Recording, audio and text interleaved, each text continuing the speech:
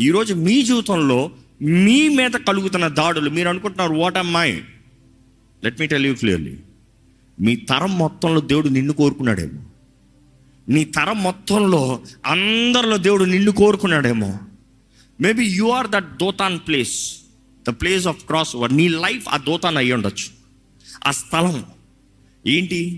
ఇంతవరకు ఒక్క రీతిగా బ్రతికారు, బట్ నీ ద్వారా ఒక బ్రేక్ మారాలి. Transition point.